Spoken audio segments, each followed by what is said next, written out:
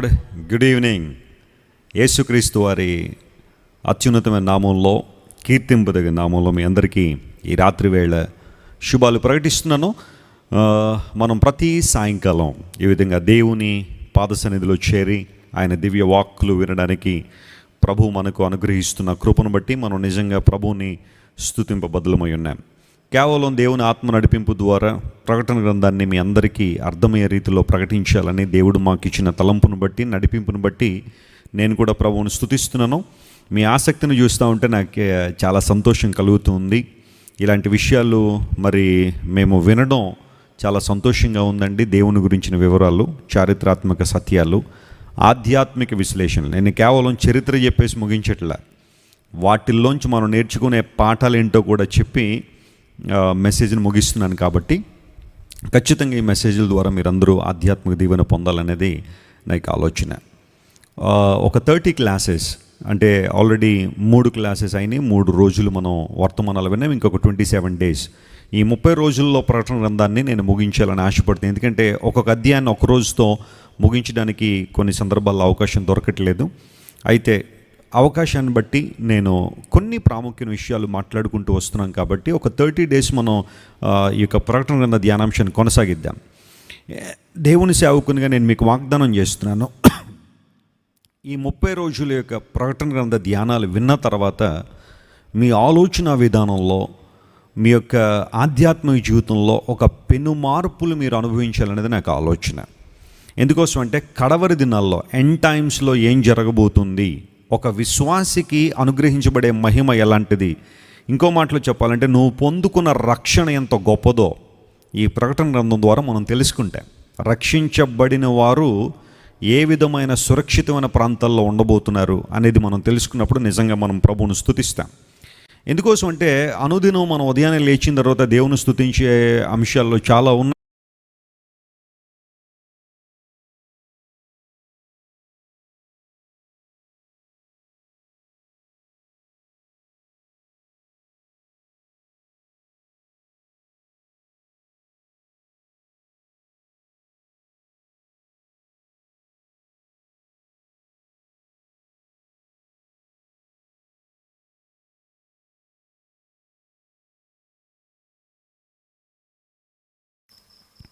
So చాలాసార్లు మనం ప్రభువుని స్తుతిస్తూ ఉంటాం. ప్రభువా, నీవు నాకు ఇచ్చిన రక్షణను బట్టి నీ వందనాలు, నాకు ఇచ్చిన విశ్వాసాన్ని బట్టి నీ వందనాలని ప్రభువును స్తుతిస్తాం. అయితే ఒక క్రైస్తవుడు పొందుకున్న రక్షణ ఎంత విలువైందో, రక్షణ పొందిన వారికి ఇవ్వబడబోతున్న మహిమ ఎంత గొప్పదో ప్రకటన గ్రంథాన్ని చదవడం ద్వారా మనం తెలుసుకుంటున్నాం. సో నిన్నటి దినం మనం మొదటి అధ్యాయంలో యోహాను గారు యేసు ప్రభువును చూసిన స్వరూప దర్శనాన్ని ఆలోచన చేశాం. సో ప్రభు ఒక న్యాయమూర్తిగా, ఒక న్యాయాధికారిగా, క్రీస్తు న్యాయపీఠము ఎదుట అనే మాట పౌలు గారు వాడారు. కాబట్టి సో యేసు ప్రభును ఒక సుప్రీం జడ్జిగా మనం చూస్తున్నాం. సో ఆయన తీర్పులు ఎలా ఉంటాయి, ఆయన వర్డిక్ట్స్ ఎలా ఉంటాయి అనేది, ఎంత విలువగా ఉంటాయి, ఎంత పదునుగా ఉంటాయి అనేది గతించిన రోజు మనం విన్నాం. ఆయన కళ్ళు అగ్ని జ్వాలలు అని గతించిన రోజు మొదటి అధ్యాయంలో మనం చూసాం. అంటే ఆయన కన్నులకు మరుగైంది ఏది లేదు, ఆయన అందరినీ చూస్తున్నాడు, అన్ని పరిస్థితులను ఆయన గమనిస్తున్నారు. ప్రియులరా, ఈరోజు మనం చాప్టర్ 2 ప్రారంభించబోతున్నాం, 2వ అధ్యాయం. వాస్తవానికి నేను గతించిన సంవత్సరంలో 7 సంఘాల గురించిన వివరాలు ఇదే ఛానల్లో, జాన్ వెస్లీ మినిస్ట్రీస్ అనే ఛానల్లో గతించిన సంవత్సరం బైబిల్ స్టడీ నిర్వహించాను. చాలామంది దాన్ని ఫాలో అయ్యారు, చూశారు. ఒకవేళ మీరు చూడకపోతే మా టెక్నికల్ టీమ్ ఇప్పుడు ఈ మీరు చూస్తున్న ఈ లైవ్ లింక్ డిస్క్రిప్షన్లో ఆ 7 సంఘాల గురించి నేను ఇచ్చిన వర్తమానాలు అందులో లింక్స్ పెడతారు, వాటిని కూడా చూడండి.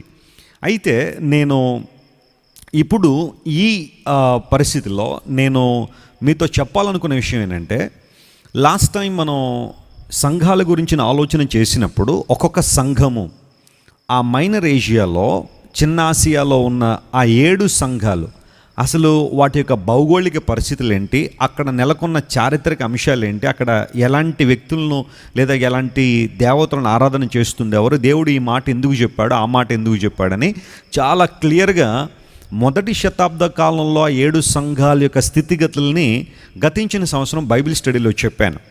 ఇప్పుడు మరలా వాటన్నిటిని టచ్ చేయాలని నేను అనుకోవట్లేదు, కానీ ఒక్కొక్క రోజు మనం ఆ సంఘము చరిత్రలో ఎక్కడ మనకు కనబడితే ఆ టైం లైన్ ఏంటి చూడండి. బైబిల్లో కొన్ని ప్రవచనాల యొక్క స్ట్రక్చర్ ఎలా ఉంటుందంటే, దేవుడు కొన్ని ప్రవచనాలు ఇచ్చినప్పుడు అది ఆ టైంకి, ఆ సమయంలో, లేదా కొద్ది దినాల్లో, కొద్ది సంవత్సరాల్లో జరగబోయే విషయాన్ని దేవుడు చెప్పాడు. అట్ ది సేమ్ టైం అదే విషయాన్ని ఎండ్ టైమ్స్ అంటే కడవరి దినాల్లో జరగబోయే విషయాలకు కూడా ప్రవచనంగా దేవుడు మాట్లాడాడు. ఆ స్ట్రక్చర్ బైబిల్లో కొన్ని చోట్ల మనం చూస్తాం. అంటే ఏదైనా ఒక ప్రాఫెసీ రిలీజ్ అయితే అది ఇమీడియట్గా నెరవేరిపోయినట్టుగా చూస్తాం. అదే ప్రాఫెసీ కొంతకాలం తర్వాత మరలా నెరవేరినట్లుగా మరలా మనం చూస్తాం. సో ఇప్పుడు 7 సంఘాలను మనం ధ్యానం చేస్తున్నామంటే, ప్రకటన గ్రంథం 2వ అధ్యాయం 3వ అధ్యాయంలో రాయబడిన 7 చర్చెస్ గురించి మనం ఆలోచన చేస్తున్నామంటే, there is no doubt that was absolutely those churches are real. ఆ సంఘాలు వాస్తవమైనవే. చిన్న ఆసియాలో 7 సంఘాలు వాస్తవమైనవే. దేవుడు అక్కడ పరిస్థితులను దృష్టిలో పెట్టుకొని, అక్కడ మనుష్యులను దృష్టిలో పెట్టుకొని, అక్కడున్న ఆరాధన వ్యవస్థను దృష్టిలో పెట్టుకుని దేవుడు చాలా విషయాలు చెప్పేశారు. అట్ ది సేమ్ టైం ఈ 7 సంఘాలు కూడా ప్రపంచంలో ఉన్న 7 సంఘ కాలములకు సాదృశ్యంగా కనబడుతూ ఉంది.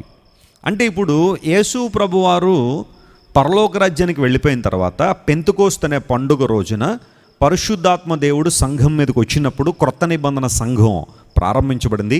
అక్కడి నుంచి మరల సంఘము ఎత్తబడేంత వరకు, దాన్ని ఇంగ్లీష్లో ర్యాప్చర్ అంటారు, సంఘం ఎత్తబడేంత వరకు ఆ టైంని మనం 7 కాలాలుగా విభజిస్తే ఒక్కొక్క కాలానికి ఈ ఒక్కొక్క సంఘం ఒక అద్భుతమైన ఉదాహరణగా, నిదర్శనంగా కనబడుతూ ఉంది. సో గతించిన సంవత్సరం నేను అప్పటి కాలంలో ఆ సంఘాలు ఎలా ఉండేవి, వాటి విధానాలు ఏంటి అనేది ధ్యానం చేశాను. ఈ టైంలో అంటే ఇప్పుడు రెవల్యూషన్ మనం స్టార్ట్ చేసాం కాబట్టి ఈ టైంలో ఆ ఒక్కొక్క సంఘము సంఘ చరిత్రలో, చర్చ్ హిస్టరీలో ఎక్కడెక్కడ ఆ సంఘానికి సంబంధించిన దాఖలాలు, ఉదాహరణలు లేదా ఆ సంఘపు ఉనికి కనబడుతుందో నేను తెలియజేస్తాను. ఈసారి అందరూ జాగ్రత్త వినండి. చాలా హిస్టారికల్ ఫ్యాక్ట్స్తో, చారిత్రాత్మకమైన ఆధారాలతో మనం ఇప్పుడు ఎక్కడున్నాం, అసలు టైం లైన్లో ఈ రోజున మనం ఈ వాక్యం వింటున్న మనం, ఈ 21వ శతాబ్దంలో ఉన్న మనం అసలు చర్చ్ టైం లైన్లో ఎక్కడున్నాము అనే విషయాన్ని మీకు చాలా క్లియర్గా ఈ సంఘాలను ఉపయోగించి మీతో మాట్లాడాలని నేను కోరుతున్నాను. దానికి ముందుగా లీనార్డ్ రావెన్హిల్ అనే ఒక దేవుని సేవకుడు, ప్రపంచ ప్రఖ్యాతిగాంచిన దైవజనుడు చెప్పిన ఒక మాటను మీ ముందు ఉంచాలని కోరుతున్నాను. ఈయన 1907వ సంవత్సరం నుండి 1994 వరకు భూమి మీద బ్రతికారు. అంటే ఒక మాటలో చెప్పాలంటే ఈయన చూడగానే నాకు ఒక పిక్చర్ గుర్తొస్తుంది. అదేనా తెలుసా? గండ్రగొడ్డలి అనే పిక్చర్ గుర్తొస్తుంది. ఈయన ప్రసంగాలు కానీ, ఈయన మాటలు కానీ, ఉద్యోగాన్ని గురించిన వివరాలు కానీ ఈయన రాసినట్టుగా చాలామంది రాలేకపోయారు అనేది మనందరం ఒప్పుకోవాల్సిన సత్యమే. వై రివైవల్ టారీస్, ఎందుకు ఉద్యోగం ఆలస్యం అవుతుంది అనే పుస్తకం రాశాడు ఈయన. I strongly recommend to read that book. ఆ పుస్తకాన్ని మీరు అందరూ చదవాలని కోరుతున్నాను. ఎక్కడ దొరికితే అక్కడ చదవండి. ఉద్యోగం ఎందుకు ఆలస్యం అవుతుంది, లీనార్డ్ రావెన్హిల్ అని ఆయన రాసిన ఒక అద్భుతమైన పుస్తకం. ఆయన ఏమంటారంటే, బుక్ ఆఫ్ రెవల్యూషన్ గురించి ఆయన ఒకసారి మాట్లాడుతూ, the last words of Jesus to the church in revolution were repent. ప్రకటన గ్రంథంలో ప్రాముఖ్యంగా 7 సంఘాలను గురించిన మనం ఆ అనుభవాలను చదివినప్పుడు, ఆ చరిత్రను చదివినప్పుడు దేవుడు సంఘాలతో చెప్పాలనుకుంటున్న మాట ఏంటో తెలుసా? రిపెంట్, పశ్చాత్తాపపడండి, సిద్ధపడండి, క్రీస్తు ప్రభు రాకడ కొరకు సిద్ధపడండి, నిత్య రాజ్యం కొరకు సిద్ధపడండి. అలా సిద్ధపడాలంటే ఒక వ్యక్తి ఖచ్చితంగా మారు మనసు పొందాలి. మారు మనసు పొందకుండా, రక్షణ పొందకుండా ఏ ఒక్కరు కూడా ప్రభుతో ఉండలేరు, నిత్య రాజ్యంలో ఉండలేరు. పరలోక రాజ్యం ఒక వ్యక్తి వెళ్ళాలంటే అతనికి కావాల్సింది అతనుకున్న డబ్బు కాదు, హోదా కాదు, చదువు కాదు, రూపం కాదు, లోక సంబంధమైన అనుభవాలు ఏవి కాదు. కేవలం రక్షణ, మారు మనస్సు, ప్రభు కొరకు జీవించడం, ఇలాంటి విషయాలు. రావెన్హిల్ గారు ఏమంటారంటే, బైబిల్ గ్రంథంలో దేవుడిచ్చిన చిట్ట చివరి వర్తమానం అంటే ఏదైనా ఉంది అంటే సంఘాలకు అది రిపెంటెన్స్ గురించి ఆయన మాట్లాడారు. నూతన పరచబడండి, మారు మనసు పొందండి, రక్షణ పొందండి అని దేవుడు చెప్పాడని ఈ రావెన్హిల్ అనే దేవుని సేవకుడు ఒక్కసారి ప్రకటన గ్రంథం గురించి ఆయన మాట్లాడాడు. ఒకసారి ఈ మ్యాప్ మనం చూద్దాం.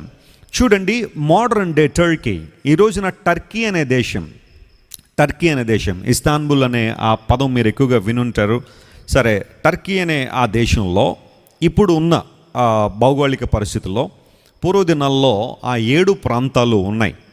వాటినే 7 సంఘాలు అని రెవల్యూషన్ చాప్టర్ 2లో మనం చూస్తాం. మరలా చెప్పుకుంటున్నాం. ఎఫెసు, స్ముర్ణ, పెర్గము, తుయతైర, సార్దీసు, ఫిలదెల్ఫియా, లవోదికియా, ఈ 7 సంఘాలు. ఈ పేర్లు మీరు ఈజీగా గుర్తుపెట్టుకోవచ్చు. ఎందుకోసం అంటే 7 పదాలే కదా, పెద్ద కష్టమేం కాదు. ఒకవేళ సాధన చేయండి, పర్వాలేదు, అవి వస్తాయి. సో ఈ 7 సంఘాలు కూడా రియల్ చర్చెస్. అవి ఊహాత్మకంగానో లేకపోతే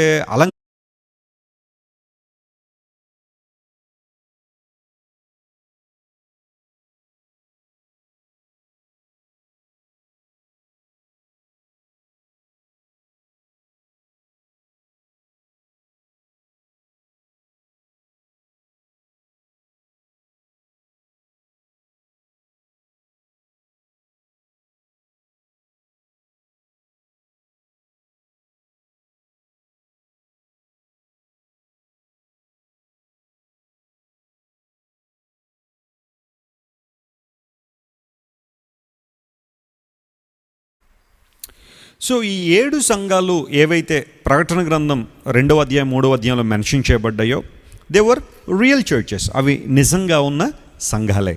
వాస్తవానికి ప్రియులారా, బైబిల్ చరిత్ర కాలంలో ఆ సంఘాలను లేదా ఆ సంఘాలు ఉన్న ప్రాంతాన్ని చిన్న ఆసియా అని పిలుస్తారు. అందరూ చెప్పండి, ఏమని పిలుస్తారు? చిన్న ఆసియా. ఇంగ్లీష్లో మైనర్ ఏజియా అని పిలుస్తారు. మధ్యధరా సముద్రము, ఏజియన్ సముద్రానికి ఆనుకున్న ఆ భూభాగం అంతా కూడా పూర్వదినాల్లో చిన్న ఆసియా అని పిలిచేవారు. అయితే ఆ చిన్న ఆసియాలో చాలా అద్భుతమైన సంఘటనలు జరిగినట్టుగా అపోస్తలుల కార్యముల గ్రంథంలో కూడా మనం చూస్తాం.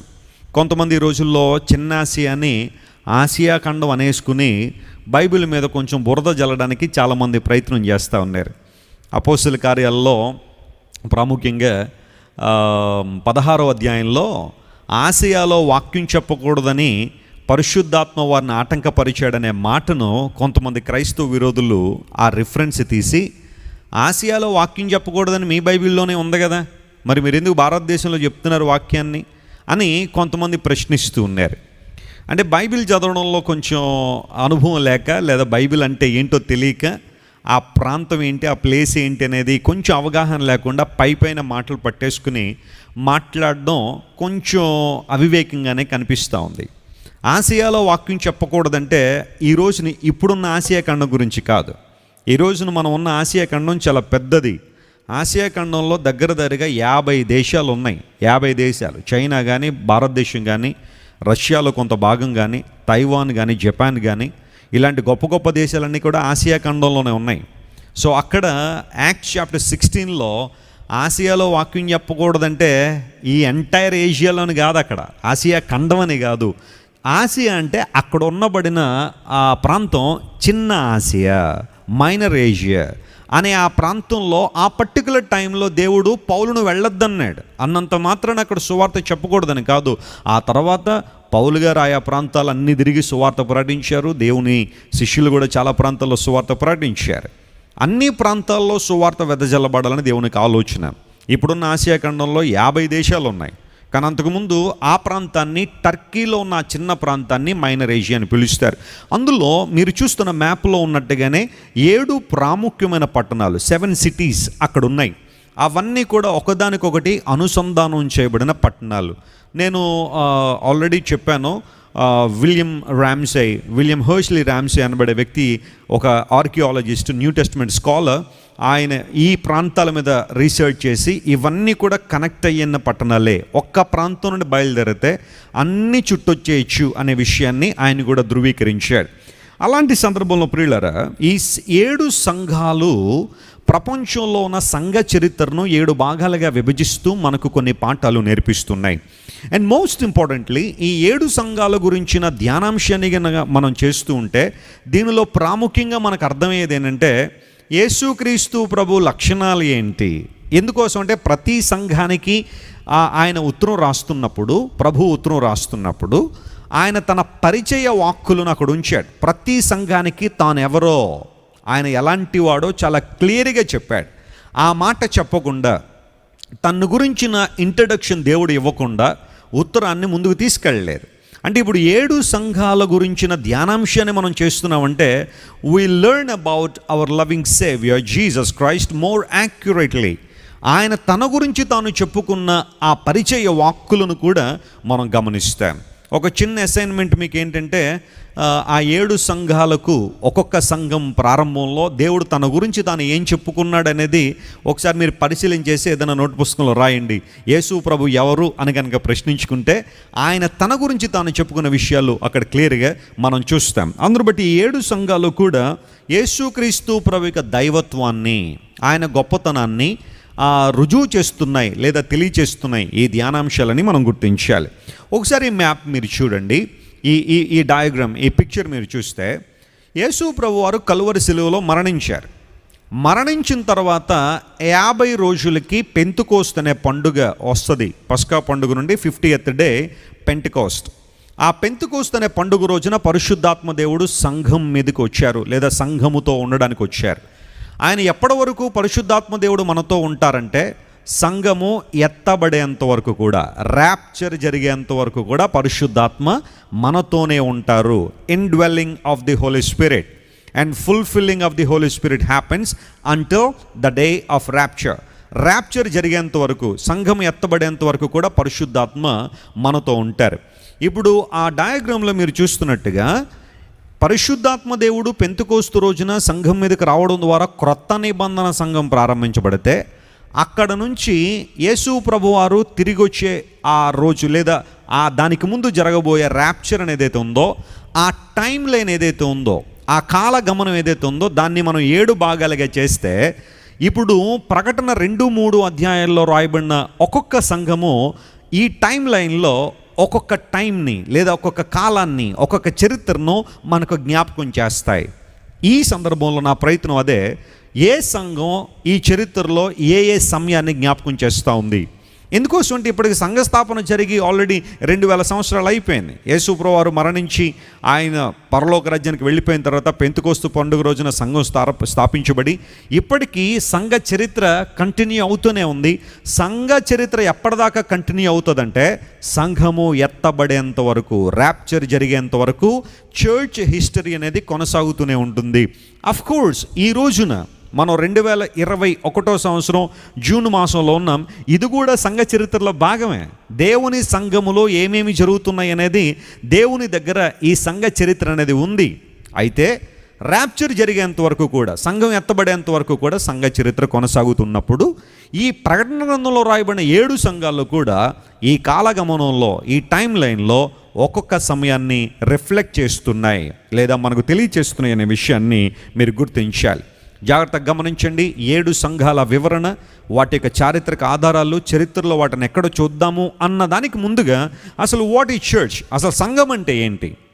ఎందుకోసం అంటే దేవుడు చాలా క్లియర్గా చెప్పాడు యోహానికి, ఈ ఉత్తరాలన్నీ కూడా సంఘపు దూతకు వ్రాయుము అని దేవుడు చాలా క్లియర్గా చెప్పాడు. మన యోహాను ఆ ప్రకటన గ్రంథాన్ని 1వ అధ్యాయం చివరి వచనం చదివితే ఆ మాటలు అక్కడ ఉంటాయి. అంటే దేవుడు ఒక్కొక్క సంఘాన్ని దేవుడు తన దృష్టిలో పెట్టుకుని ఈ మాటలు రాస్తున్నప్పుడు అసలు చర్చ్ అంటే ఏంటి? What is meant by church? What does it mean to be called as church members?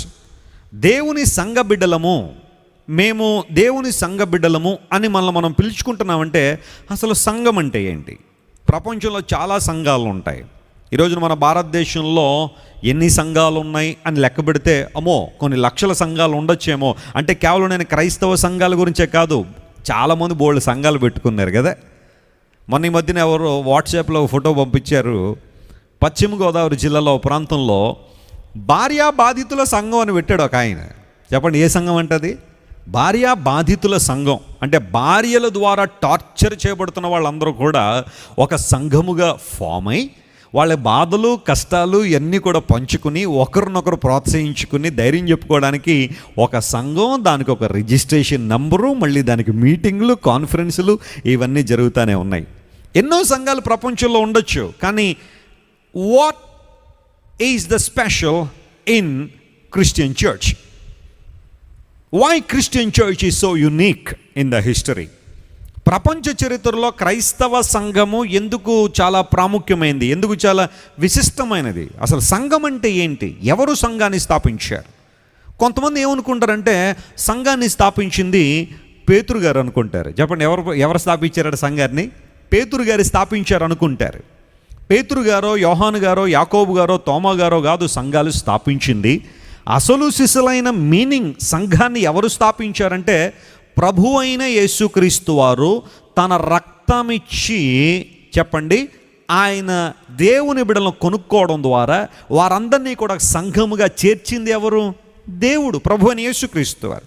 అంటే ఇప్పుడు సంఘస్థాపకులు ఎవరు అంటే అఫ్ కోర్స్ ఒకవేళ లోకల్ చర్చెస్ చాలా ఉంటాయి. క్రైస్ట్ వర్షిప్ సెంటర్ ఎవరి ద్వారా స్థాపించబడింది?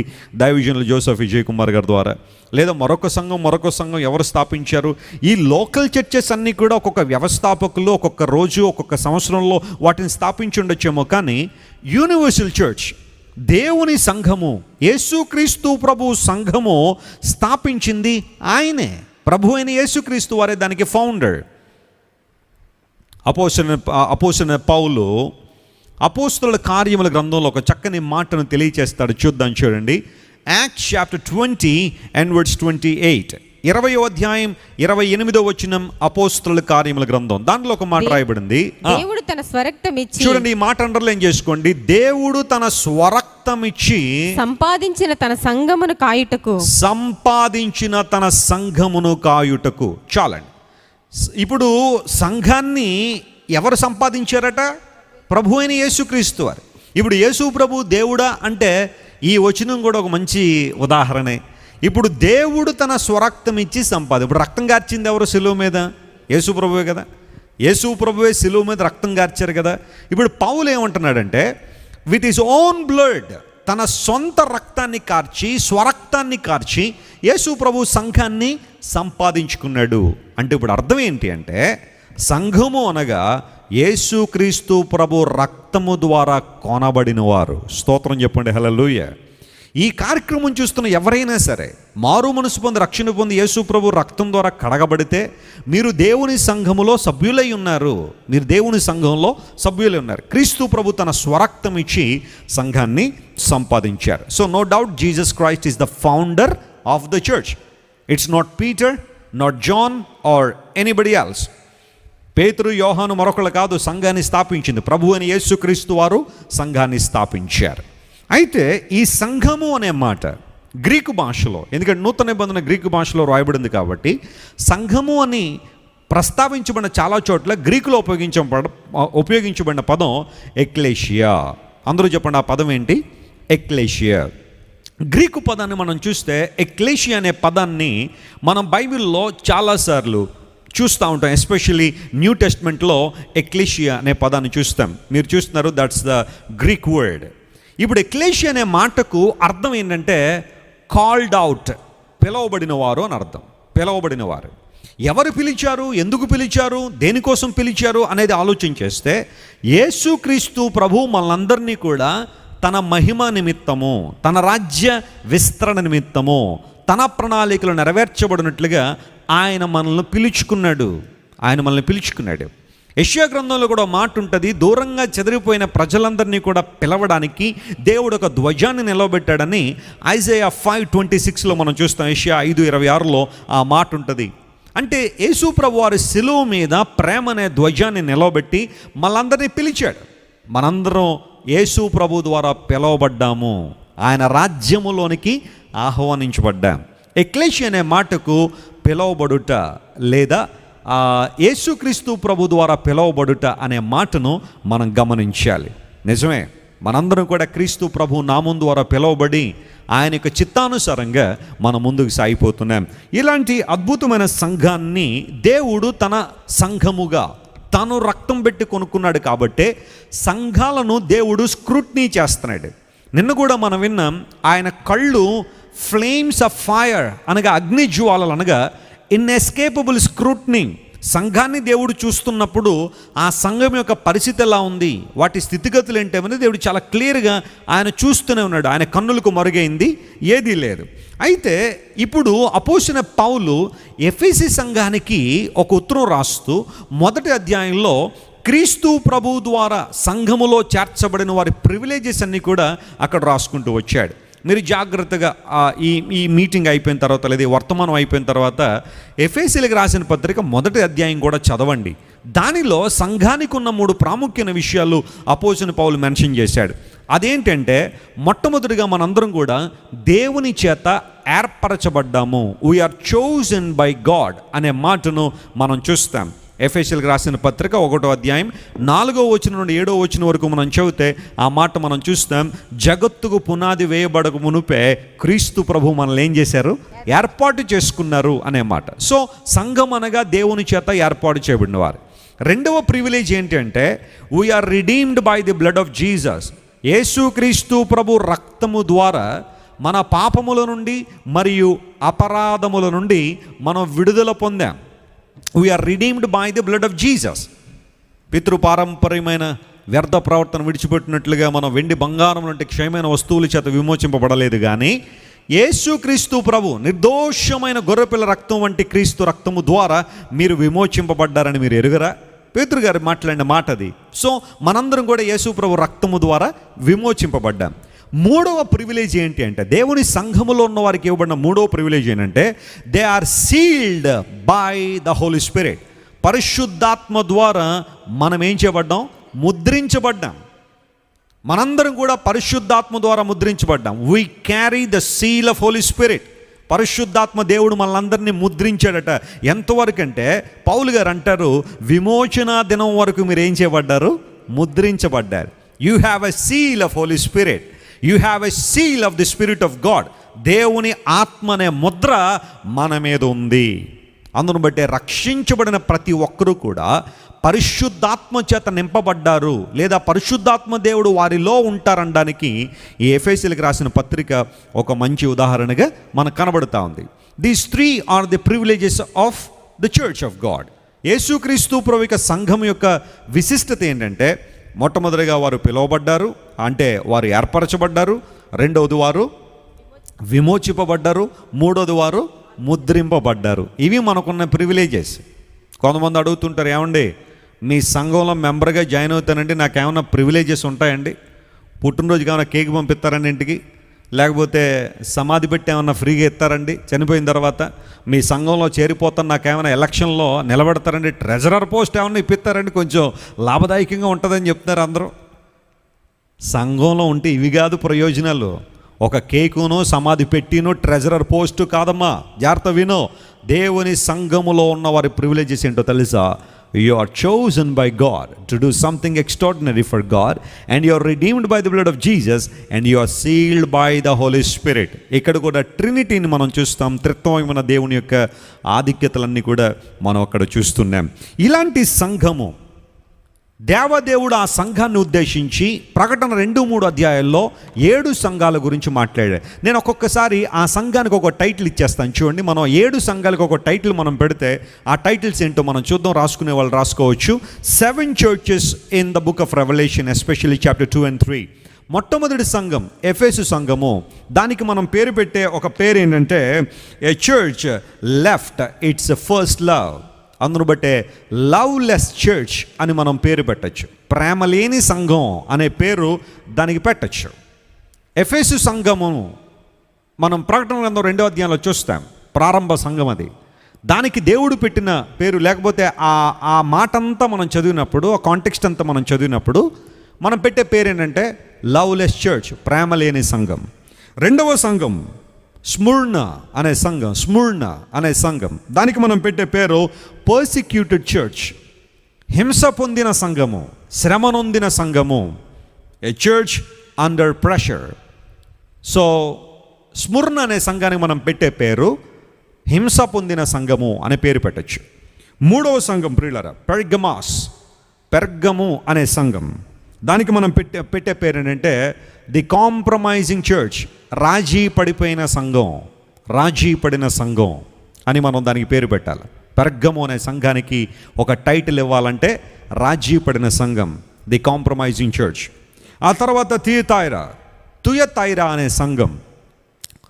ఆ సంఘానికి మనం పెట్టే పేరు ఏంటంటే ఏ టాలరెంట్ చర్చ్, సహించిన సంఘము అనే పేరు పెట్టచ్చు.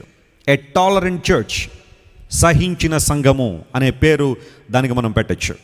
ఆ తర్వాత సార్దీస్ అనే సంఘం. సార్దీస్ అనే సంఘానికి మనం పెట్టే పేరు ఏంటంటే ఎ డెడ్ చర్చ్, చచ్చిపోయిన సంఘం. చచ్చిపోయిన సంఘం, ఏ డెడ్ చర్చ్. ఆ తర్వాత ఫిలదెల్ఫియా అనే సంఘం. ఫిలదెల్ఫియా అనే సంఘానికి పెట్టగలిగిన పేరు ఏంటంటే ఏ ఫెయిత్ఫుల్ చర్చ్, విశ్వాసం కలిగిన సంఘం, ఏ ఫెయిత్ఫుల్ చర్చ్.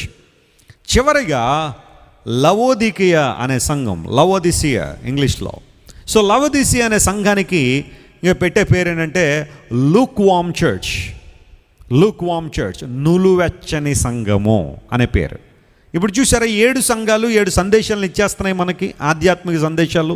ఎఫెసు, స్ముర్నా, పెర్గమ్, తుయతైరా, సార్దీస్, ఫిలదెల్ఫియా, లవోదికియా. 7 సంఘాలకి ఒక్కొక్క టైటిల్ మనం పెట్టుకుంటే మీరేం చేస్తారంటే మీ బైబిల్లో ప్రకటన గ్రంథం 2-3 అధ్యాయాల్లో ఒక్కొక్క సంఘం అక్కడ రాయబడి ఉంటుంది కదా, ఆ సంఘం పైన ఈ పేర్లు రాయండి. ఇప్పుడు నేను ఇచ్చిన టైటిల్స్ మీ బైబిల్లో రాసుకోండి. ఎప్పుడైనా మీరు బైబిల్ తెరిచినప్పుడు ఇంకా అస్తమానం నోట్స్ మీరు చూడకుండా, ప్రతిసారి నోట్స్ వెరిఫై చేయకుండా అక్కడే మీరు రాసుకోగలిగితే బాగుంటుంది. ఇప్పుడు ఈ మొదటి సంఘం ఎఫెసు సంఘాన్ని గురించిన కొన్ని ప్రాముఖ్య విషయాలు మనం ఆలోచించేద్దాం.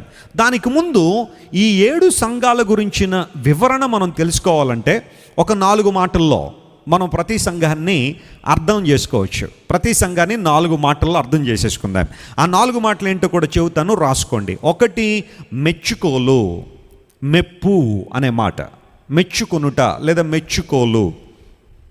ఇంగ్లీష్లో కమెండేషన్, కమెండేషన్ అనే పదం. కమెండబుల్ అంటే ప్రైజ్ వర్ది అని అర్థం కదా.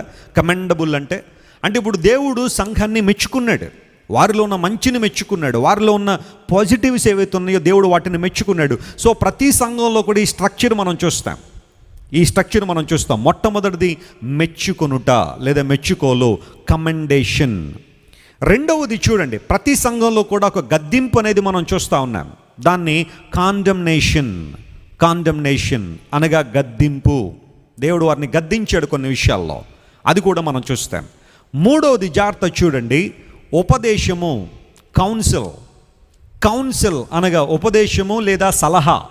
దేవుడు వారికి చెప్పిన మాట, ఖచ్చితంగా ఒక కౌన్సిల్ అనేది ప్రతి సంఘంలో మనం చూస్తాం. దేవుడు వారికి చెప్పిన ఒక మాట, సరిదిద్దుకోవడానికి ఇచ్చిన అవకాశం అనొచ్చు. అండ్ నాలుగవదిగా సవాలు, ఛాలెంజ్, సవాలు. దేవుడు ఒకవేళ వారి స్థితిగతులను చెప్పిన తర్వాత మీరు మారు మనసు పొందితే మరలా తిరిగి నా దగ్గరికి రాగలిగితే మీకు ఇవ్వబడే ఆశీర్వాదాలు ఏంటనేది దేవుడు చాలా క్లియర్గా చెప్పాడు. వారిని సవాలు చేశాడు ఆయన దగ్గరికి తిరిగి రామని. అందును బట్టి ఈ 4 మాటలు, ఈ 4 కూడా ఇంగ్లీష్లో రాసుకున్న వాళ్ళకి అన్నీ సీతోనే స్టార్ట్ అయినాయి కదా. Commendation, condemnation, council and challenge. ఈ 4 ముక్కల్లో, ఈ 4 టైటిల్స్లో మనం ప్రతి సంఘాన్ని జాగ్రత్తగా పరిశీలన చేస్తే దేవుడు ఆ సంఘాన్ని ఏం మెచ్చుకున్నాడు, ఆ సంఘానికి ఏం గద్దింపునిచ్చాడు, ఆ సంఘానికి దేవుడు ఏ ఉపదేశాన్ని ఇచ్చాడు, ఆ తర్వాత ఆ సంఘానికి దేవుడు ఏ సవాలునిచ్చాడు అనేది చాలా క్లియర్గా మనం చూస్తాం. అందును బట్టి బైబిల్ ఎప్పుడైనా మనం చదివేటప్పుడు ఇలా టైటిల్స్ పెట్టుకోగలిగితే, అంటే ఆ అవగాహనలోకి మనం రాగలిగితే చాలా బాగా బైబిల్ మనకి అర్థమవుతుంది. సో ఇప్పుడు మనం ఈ సంఘాల గురించి ఆలోచన చేసేటప్పుడల్లా ఈ 4 సీలు, ఈ 4 సీలు కూడా మనం జ్ఞాపకం చేసుకుంటూ ముందుకెళ్దాం. ఇప్పుడు ఒక ఎక్సర్సైజ్ చేద్దాం. చూడండి, త్వరగా మీరు బైబిల్ తెరవండి. ప్రకటన గ్రంథం 2వ అధ్యాయంలో ఈ 4 సీలు ఒకసారి ఐడెంటిఫై చేద్దాం. ఈ 4 విషయాలు కూడా ఒకసారి ఐడెంటిఫై చేద్దాం. బైబిల్ ఉన్న వారందరూ తెరిచి చూడండి. Revelation chapter 2. మొట్టమొదటిగా కమెండేషన్ అనుకున్నాం కదా, అంటే మెచ్చుకొనుట. అది ఎక్కడ మనం చూస్తామంటే ప్రకటన గ్రంథం 2వ అధ్యాయం 2-3 వచనాల్లో ఆ కమెండేషన్ అనేది మనకు కనబడుతుంది. చదవక్కర్లేదు కానీ అది మీరు అండర్లైన్ చేసుకోండి, లేకపోతే ఒక బ్రాకెట్ పెట్టుకుని ఆ మాటను మీరు హైలైట్ చేసుకోవచ్చు. దేవుడు వారిని మెచ్చుకున్న విధానం అక్కడ కనబడుతుంది. ఆ తర్వాత రెండవది కాండమ్నేషన్, దేవుడు వారిని గద్దించింది. 4వ వచనం మనం చూస్తే వారికి ఇవ్వబడిన గద్దింపు ఏంటో అక్కడ ఉంటుంది. నీకుండిన మొదటి ప్రేమను నువ్వేం చేసావు, వదిలేసావు. ఆ తర్వాత 5వ వచనం మనం చూస్తే అక్కడ కౌన్సిల్ కనబడుతుంది, దేవుడిచ్చిన సలహా లేకపోతే ఉపదేశం. ఇప్పుడు వారున్న ఆ పరిస్థితిని సరిదిద్దుకొనగలిగే అవకాశం దేవుడు ఇచ్చాడు. ఏం చేస్తే మీరు మరలా పూర్వవైభవాన్ని పొందుకుంటారనేది దేవుడు మాట్లాడాడు. అందును బట్టి అది కౌన్సిల్ అనగా ఉపదేశం. చివరిలో 7వ వచనం మనం చదివితే, చెవిగలవాడు ఆత్మ సంగములతో చెప్పుచున్న మాట వినుగాక, జయించు వానికి దేవుని పరదేశంలో చెప్పండి ఏమిస్తాను, జీవవృక్ష ఫలములు భుజింపనిస్తాను. అది సవాలు, ఛాలెంజ్. ఈ 4 అంశాల్లో కూడా మనం ప్రతి సంఘాన్ని విభజించగలిగితే ఆ సంఘాన్ని దేవుడు ఎందుకు మెచ్చుకున్నాడు, ఎందుకు గద్దించాడు, తిరిగి ఎలా రమ్మని వారిని సవాలు చేశాడో చాలా క్లియర్గా మనం చూస్తూ ఉన్నాం. ఈ స్ట్రక్చర్ను మీరు గుర్తుపెట్టుకోగలిగితే ప్రకటన గ్రంథంలో 7 సంఘాలు చాలా క్లియర్గా స్పష్టంగా మనకు అర్థం అవుతాయి. Let's jump in to the first church of the book of revelation, that's called Ephesus. ఎఫెసు అనే సంఘాన్ని గురించిన వివరాలు కొన్నింటిని మనం త్వరగా మనం చూద్దాం. మనం ఆల్రెడీ ఒక టైటిల్ మనం పెట్టాం కదా, ద లవ్లెస్ చర్చ్, ప్రేమ లేని, ప్రేమహీనమైన సంఘము అని దానికి మనం పేరు పెట్టచ్చు. ఎఫెసు అనే పట్టణంలో ఉన్న సంఘాన్ని దేవుడు మాట్లాడుతున్నాడు. చూడండి, ఆ సంఘంలో చాలా మంచి విషయాలు ఉన్నాయి అభినందించడానికి. నీ క్రియలు నాకు తెలుసు, నీ కష్టం నాకు తెలుసు, నీ సహనం నాకు తెలుసు, నికొలాయితుల బోధలు నువ్వు ద్వేషించావని కూడా నాకు తెలుసు. ఈ విషయాలన్నీ కూడా నేను అభినందిస్తున్నాను. కానీ నీ మీద తప్పు ఒకటి మోపవలసి ఉన్నది. నీ మీద తప్పు ఒకటి నేను మోపుతున్నాను. అదేంటంటే నీకుండిన మొదటి ప్రేమను నువ్వేం చేసావు, వదిలిపెట్టేశావు. మొదటి ప్రేమను నువ్వు వదిలిపెట్టావని దేవుడు ఆ సంఘాన్ని గద్దించాడు. దానిలో ఉన్న తప్పును దేవుడు బయట పెట్టాడు. గత రోజు మనం విన్నాం, ఆయన కన్నులు అగ్ని జ్వాలల వంటి కన్నులు కాబట్టి ఆయన ప్రతి ఒక్కరి గురించి ఏదైనా చెప్పారు అంటే చాలా క్లియర్గా, స్పష్టంగా ఆయన ఇచ్చే వర్డిక్ట్ అనేది చాలా ప్యూర్గా ఉంటుంది, పరిశుద్ధంగా ఉంటుంది, స్పష్టంగా ఉంటుంది అనే విషయం గతించిన రోజు మనం విన్నాం కదా. అందును బట్టి దేవుడు తన సంఘంలో మంచినంతా కూడా పొగిడేసి వారిలో ఉన్న బలహీనతలు ప్రక్కకి నెట్టేసేయాలని దేవుడు అనుకోవాలా. ఆ బలహీనతను కూడా దేవుడు ఎత్తి చూపాడు. ఎందుకోసం తెలుసా? ఆ బలహీనతను మనందరం ఏం చేసుకోవాలని, సరి చేసుకోవాలని. డాక్టర్ గారి దగ్గరికి వెళ్ళాం, ఒంట్లో బాగోక డాక్టర్ గారు చూసి, అంత బాగున్నావమ్మా, నువ్వు పర్ఫెక్ట్గా ఉన్నావమ్మా, అంత బాగున్నామంటే, మరి డాక్టర్ గారు అంత బాగుంటే మరి నాకు నొప్పి వస్తుంది ఎందుకండి, అంత బాగుంటే ఎందుకండి నాకు నొప్పి వస్తుందండి, ఇబ్బంది వస్తుందని అడుగుతాం. ఏ డాక్టర్ అయినా సరే తన దగ్గరకు వచ్చిన ఒక రోగముతో వచ్చిన వ్యక్తిని చూసినప్పుడు యాజ్ ఇట్ ఈజ్గా ఆ శరీరంలో ఎలాంటి ఇబ్బందులు ఉన్నాయో వాటిని ఏం చేయాలా, చెప్పాలా. ఒకవేళ అలా చెబితే ఆ పేషెంట్ అప్పటికప్పుడే గుండెకి చచ్చిపోతాడని కనుక అనుకుంటే అతని సంబంధికులనైనా పిలిచి ఏం చెప్తాడు లోపలికి, అమ్మా మీ డాడీ పరిస్థితి ఇలా ఉంది, మీ మమ్మీ పరిస్థితి ఇలా ఉంది, పరిస్థితి బాగాలేదు, అసలు వాళ్ళకి చెప్తే ఏమవుతారని చెప్పి మీకు చెబుతున్నామని ఒక మంచి డాక్టర్ ఒక వ్యక్తిని డయాగ్నోస్ చేసినప్పుడు చాలా క్లియర్గా ఎక్కడ సమస్య ఉంది, ఎక్కడ ఇబ్బంది ఉంది అనేది క్లియర్గా చెప్పాలి, చెబుతాడు కూడా. ఇప్పుడు దేవుని దగ్గర సంఘాన్ని పెట్టినప్పుడు, ఎఫెసీ సంఘాన్ని పెట్టినప్పుడు అభినందించడానికి చాలా ఉన్నాయి, కానీ అభినందించి మాత్రమే దేవుడు వదిలిపెట్టలేదు. ఆ సంఘము సంపూర్ణతలో నడిపించబడ్డానికి దేవుడు ఏం చేశాడు, నీలో ఒక చిన్న పొరపాటు నేను చూశాను, నీలో ఒక తప్పు ఉంది. అదేనంటే నీకు నా మీద మొదట ఉండిన ప్రేమ ఇప్పుడు కనపట్టలేదు. ప్రియ తమ్ముడు, చెల్లి, ప్రియ అక్క, అన్న, వినొకసారి. ఎఫెసు సంఘము నుండి మనం నేర్చుకోవాల్సిన ఆధ్యాత్మిక పాఠం ఏంటో తెలుసా? ఒకవేళ నీలో చాలా చాలా మంచి పనులు చాలా ఉన్నాయి, కాదంటలేదు. నువ్వు బాగా పాటలు పాడుతున్నావు, బాగా ప్రసంగాలు చెబుతున్నావు, బాగా దేవుని కోసం పరిచర్య చేస్తున్నావు, బాగా దేవుని కోసం ఇస్తున్నావు, దేవుని కోసం నడుస్తున్నావు, దేవుని కోసం అన్నీ చేస్తున్నావు. కానీ ఏదో ఒక లోపం బహుశా నీలో ఉందేమో. అదేంటో తెలుసా? నీకున్న మొదటి ప్రేమను నువ్వు వదిలిపెట్టేసావా? ఈరోజు నువ్వు సవాలు చేయబడుతున్నావు. ఆ మొదటి ప్రేమను నువ్వు తిరిగి పొందుకోకపోతే, ఆ మొదటి ప్రేమలో తిరిగి నాటబడకపోతే నువ్వు దేవుని రాజ్యంలో జీవవృక్ష ఫలములు నువ్వేం చేయలేవు, భుజింపలేవో. బైబిల్ చాలా క్లియర్గా సెలవిస్తున్నమాట. ఎఫెసు సంఘాన్ని దేవుడు ఈ విధంగా హెచ్చరిస్తూ వారికి ఒక మార్గాన్ని కూడా ఉపదేశించాడు. ఆ పతనావస్థలోంచి బయటికి రావడానికి దేవుడు ఒక ఉపదేశాన్ని కూడా ఇచ్చాడు. యేసు ప్రభు ఎందుకు మంచి దేవుడో తెలుసా? ఆయన కేవలం నీలోని ఫాల్ట్స్ మాత్రమే వెతకలేదు, ఆ ఫాల్ట్స్ను నువ్వు ఎలా విడుదల పొందగలవో కూడా చెప్పారు. దేవుని నామమున స్తోత్రం కలుగును గాక. Our God is not only the fault finder, but he gives you a solution to come out of that problem or fault. యేసు ప్రభు నీకు ఒక పరిష్కారాన్ని, ఒక మార్గాన్ని కూడా ఆయన చూపిస్తూ ఉన్నాడు. నీకున్న మొదటి ప్రేమను నువ్వు వదిలిపెట్టేసావేమో. ఈ రాత్రి ఎఫెసు సంఘంతో దేవుడు మాట్లాడుతున్నమాట, లవ్లెస్ చర్చ్. హిస్టారికల్గా ఒకసారి ఆ దృశ్యాన్ని మనం చూస్తే చూడండి, ఇది ఎఫెసు పట్టణంలో చాలా ప్రాముఖ్యమైన ప్రాంతం. ఒకవేళ మీరు ఎవరైనా మైనర్ ఏషియా కనుక వెళ్తే, టర్కీ వెళ్తే 7 సంఘాల ప్రాంతాలను దర్శించాలనుకుంటే మీ గైడ్ ఎఫెస్ అనే పట్టణానికి తీసుకెళ్ళినప్పుడు ఇక్కడికి డెఫినెట్గా తీసుకెళ్తాడు. ఇది యునెస్కో వారి ద్వారా వరల్డ్ హెరిటేజ్ సెంటర్గా గుర్తించబడింది. యునెస్కో అనేది యునైటెడ్ నేషన్స్లో ఒక విభాగం. వాళ్ళు ఏం చేస్తూ ఉంటారంటే పూర్వకాలపు ప్రాంతాలు ఏమన్నా ఉంటే వాటిని ప్రిజర్వ్ చేస్తారు, హిస్టారికల్ సైట్స్గా ప్రిజర్వ్ చేస్తారు. వాటిని హెరిటేజ్ సెంటర్స్ అంటారు. మన దేశంలో కూడా కొన్ని హెరిటేజ్ సెంటర్స్ ఉన్నాయి, యునెస్కో వాళ్ళు గుర్తించారు. ఎఫెస్ అనే పట్టణంలో మీరు చూస్తున్న ఆ ప్రాంతాన్ని కూడా యునెస్కో వారు గుర్తించి వరల్డ్ హెరిటేజ్ సెంటర్గా దాన్ని గుర్తించారు. ఇక్కడి నుంచి మరొక ప్రాంతానికి గైడ్ మిమ్మల్ని తీసుకెళ్తాడు. ఆ ప్రాంతాన్ని ఒకసారి మీకు చూపిస్తాను చూడండి. ఈ యొక్క శిథిలావస్థలో లేదా ఏన్షియంట్ ఒక కట్టడం ఇక్కడ తీసుకొస్తారు. ఇదేంటో కాదు, యేసు ప్రభు వారి తల్లి అయిన మరియా ఆమె చివరి కాలం వరకు ఉన్న ప్రాంతం అది. మీకు తెలుసు కదా, యోహాను గారు ఎఫెసు పట్టణానికి వచ్చేశారు. యేసు ప్రభు శిలువ మరణం అయిన తర్వాత శిష్యులందరూ ఆయా ప్రాంతాలకు వెళ్ళి సువార్త ప్రకటిస్తున్నప్పుడు యోహాను గారు ఎఫెసు పట్టణానికి వచ్చినప్పుడు ఆయనతో పాటు యేసు ప్రభు తల్లి అయిన మరియమ్మ గారిని కూడా తీసుకొచ్చేసి, ఎందుకంటే శిలువ మీద యేసు ప్రభు అప్పగించారు కదా మరియ గారిని, ఇదిగో నీ తల్లి అని చెప్పాడు కదా. అందరూ బట్టి అప్పటి నుంచి యోహాను గారు మరియమ్మ గారి సంరక్షణ అంతా కూడా ఆయనే చూసుకున్నాడు. ఆ సందర్భంలో యోహాను గారు ఎఫెసు పట్టణానికి వచ్చినప్పుడు మరియమ్మ గారు కూడా అక్కడికి వచ్చారు. ఇది ఆ మరియమ్మ గారు నివసించిన గృహము అని ఎఫెసు ప్రాంతంలో ఆ గైడ్ మనల్ని తీసుకెళ్ళి ఆ ప్రాంతాన్ని చూపిస్తాడు. ఇది కూడా హిస్టారికల్ ప్లేసే. ఆ తర్వాత ప్రియులారా మీరు చూస్తున్నారు, ఎఫెసు పట్టణంలో one of the prominent places ఏంటంటే ఈ టెంపుల్ ఒకటి చూపిస్తారు. దీన్ని టెంపుల్ ఆఫ్ అర్తమీస్ అని పిలుస్తారు. అర్తమీ దేవి దేవాలయం అంటారు. ఎఫెసు పట్టణంలో చాలా ప్రాముఖ్యమైన ప్రాంతం ఇది.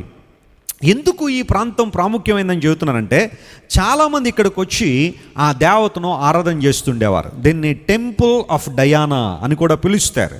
చాలా historical place, one of the ancient wonders of the world. పురాతనమైన ప్రపంచ వింతల్లో ఇది కూడా ఒకటిగా ఉంటుంది. చాలా అద్భుతమైన దేవాలయం. ఆ స్ట్రక్చర్, ఆర్కిటెక్చర్ అంతా కూడా చాలా బాగుంటుంది.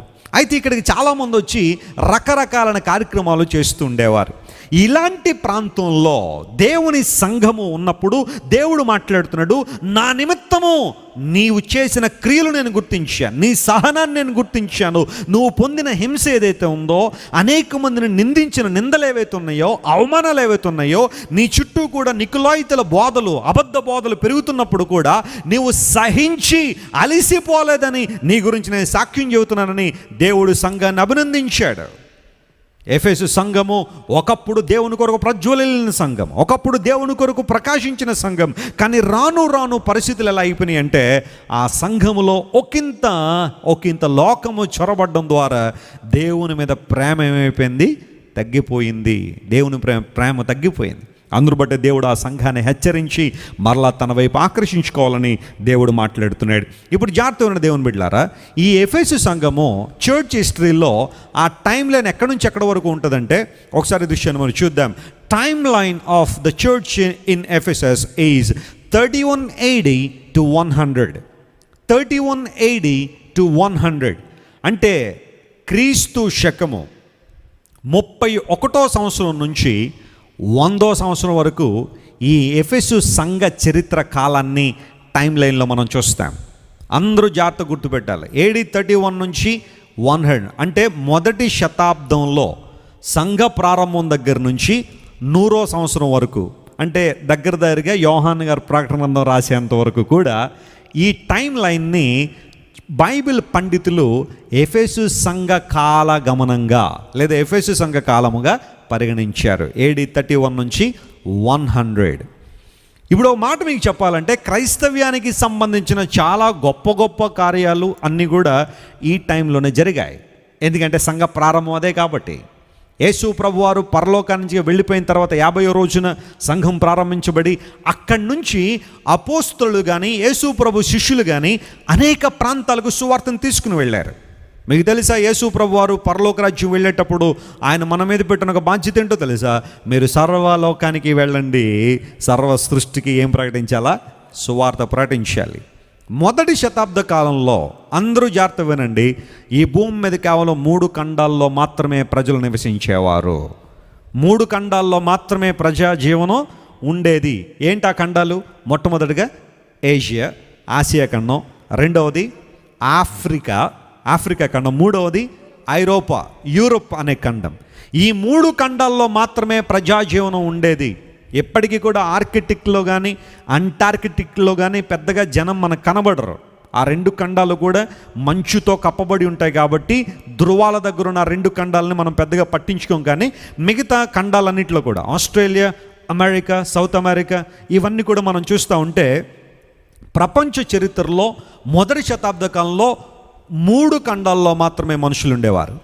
ఇప్పుడు యేసు ప్రభువు అన్నారు, మీరు సర్వలోకానికి వెళ్ళి ఏం ప్రకటించండి? సువార్త ప్రకటించండి అన్నప్పుడు శిష్యులు ఒక్కొక్క ప్రాంతానికి చెదిరిపోయి అనేక ప్రాంతాల్లో దేవుని నడిపింపును బట్టి అద్భుతమైన సువార్తను ప్రకటించారు. యేసు ప్రభు శిష్యులు, వారిని అపోస్తులను పిలుస్తాం. చరిత్రను మనం ఆలోచన చేస్తే ఒక్కొక్క అపోస్తులుడు కూడా ఒక్కొక్క ప్రాంతానికి వెళ్ళి యేసుక్రీస్తు ప్రభు కోసం హతసాక్షులైపోయారు.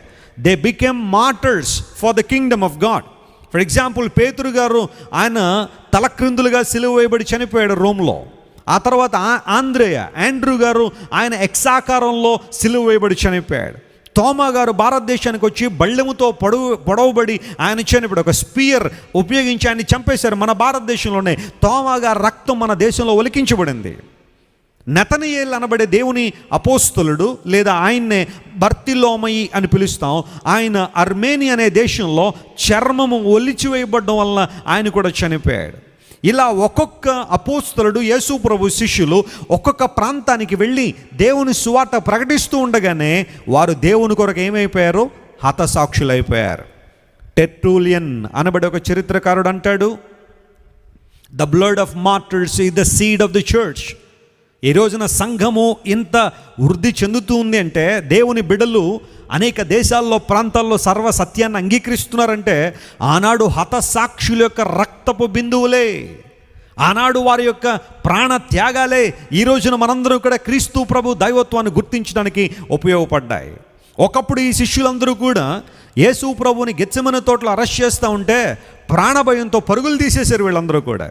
కానీ ఎప్పుడైతే క్రీస్తు ప్రభు యొక్క ఆ ఉన్నతమైన కృపలో వారి పాలిభాగస్తులుగా ఉండి సువార్త కాడిని తన మీద వేసుకున్నారో, ప్రాణాలు తీసేస్తున్నా, చర్మాలు ఒలిసేస్తున్నా, కంఠాలు కోసేస్తున్నా దేవుని కొరకు నిలబడి హతసాక్షులయ్యారు. ప్రపంచానికి అర్థం కాని విషయం ఏంటి అంటే, ఒకప్పుడు భయంతో పరిగెత్తేసిన వీళ్ళు ఈ రోజున ఇంత ధైర్యంగా మమ్మల్ని చంపేసినా పర్లేదు, మేము మాత్రం సత్యాన్ని మాత్రమే మాట్లాడతాం, క్రీస్తు ప్రభు దైవత్వాన్ని మాత్రమే మేము చెబుతామని వాళ్ళందరూ తమ ప్రాణత్యాగం చేయడానికి కారణం ఏంటి? చచ్చిపోయే ముందు వరకు కూడా వారిని అడిగిన ప్రశ్న ఒక్కటే, యేసు ప్రభు దేవుడు కాదు అని ఒప్పుకోండి, ప్రాణాలతో వదిలేస్తాం. ఇదే ప్రశ్న, ఇంక వేరే సవాలేమీ లేదు వాళ్ళకి. యేసు ప్రభు దేవుడు కాదని ఒప్పుకోండి, ప్రాణాలతో వదిలేస్తామంటే వాళ్ళందరూ చెప్పిన మాటలు ఏంటో తెలుసా? ఆ మాట మాత్రం మేము చెప్పలేము. ఎందుకోసం అంటే Jesus Christ is God, he is the మెస్సయా.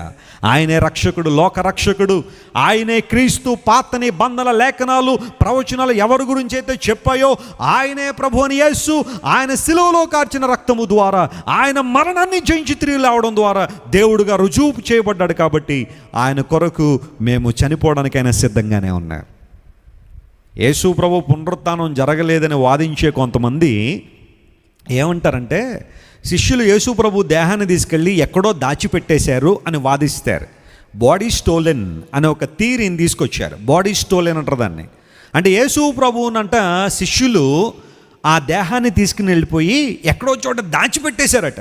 దాచిపెట్టేసి, అందరూ వినండి, మా ప్రభు తిరిగి లేచాడు. ఎందుకంటే మరి ప్రభు చెప్పాడు కదా, నేను 3వ రోజున తిరిగి లేస్తానని. ఇప్పుడు గనక ఆయన తిరిగి లేవలేదంటే ఆయన పరువు పోద్ది. కాబట్టి మనం యేసు ప్రభు దేహాన్ని ఎక్కడో చోట దాచిపెట్టేసి ఆయన తిరిగి లేచాడని చెప్పేద్దామని అనుకున్నట్ట వీళ్ళు యేసు ప్రభు దేహాన్ని దాచిపెట్టేసి ప్రపంచం అంతా తిరిగి యేసు ప్రభు తిరిగి లేచాడని చెప్పారట. ఒకవేళ అదే వాస్తవం అనుకుంటే, ఇప్పుడు పేతురు గారిని పట్టుకున్నారు, తలక్రిందులుగా సిలువ వేస్తూ ఉన్నారు. నేను ఎందుకు సిలువ వేస్తానో తెలుసా? యేసు ప్రభు తిరిగి లేచాడని చెప్తున్నావు కాబట్టి అంటే, ఊరుకోండి, ఆయన ఎక్కడ తిరిగి లేచాడండి? నేనే ఆయన దేహాన్ని పట్టుకుని, తల దగ్గర నేనే పట్టుకున్నాను ఆయన్ని. ఆయన పట్టుకుని వెళ్ళి అదిగో పలానా చోట్లో దాచిపెట్టేసాం. ఈ మాత్రం దానికి చంపేస్తారా మమ్మల్ని? ఈ మాత్రం దానికి మా కంటలు కోసేస్తారా మీరు? ఆయన దేహం అక్కడ ఉందని చెప్పుండేవాడా కదా? ఒక అబద్ధం కోసం ఎవరైనా చనిపోతారా? జరగని విషయం కోసం ఎవరైనా చనిపోతారా? అలా ఒకళ్ళు ఇద్దరు చనిపోయారంటే పోనీ వాళ్ళకి ఏదో మతి భ్రమించి చనిపోయారు అనుకుంటే, శిష్యులందరూ కూడా యోహాను తప్ప యేసు కొరకు హతసాక్షులు అయ్యారంటే వారు నమ్మిన విశ్వాసం, వారు నమ్మిన సత్యం కోసం ప్రాణాలు ఇవ్వడానికైనా సిద్ధపడ్డారు. కారణం ఏంటో తెలుసా? వారు చెబుతున్న అబద్ధం కాదు. Jesus rose again from the dead. He died for all of us. మనందరి కోసం చనిపోయారు. సో అపోస్తులందరూ కూడా వివిధ ప్రాంతాల్లో దేవుని కొరకు ఏమైపోయారు? హతసాక్షులు అయిపోయారు.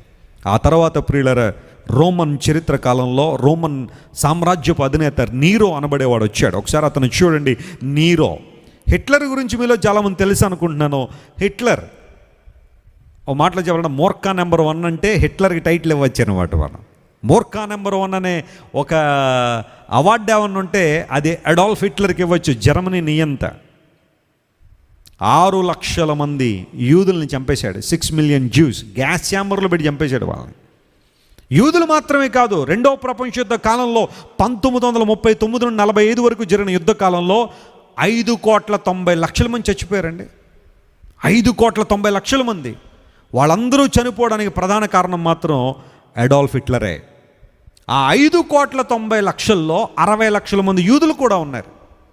ఇంకా వాళ్ళని వీళ్ళని లేదు, అందరినీ చంపిపడేసే ఆ ప్రక్రియ చాలా భయంకరమైన వినాశనం జరిగింది. అంటే అందరినీ హిట్లరే చంపాడని అంటలేదు, కానీ ఆ యుద్ధంలో అతని ద్వారా ప్రారంభించబడిన యుద్ధంలో 5,90,00,000 మంది చనిపోయారు. 2091 బిలియన్ డాలర్లు ఆస్తి నష్టం జరిగింది అప్పుడే. ఎప్పటికీ కూడా దాని ఛాయలు, రెండో ప్రపంచ యుద్ధ కాలపు ఛాయలని మనం చూస్తున్నామే.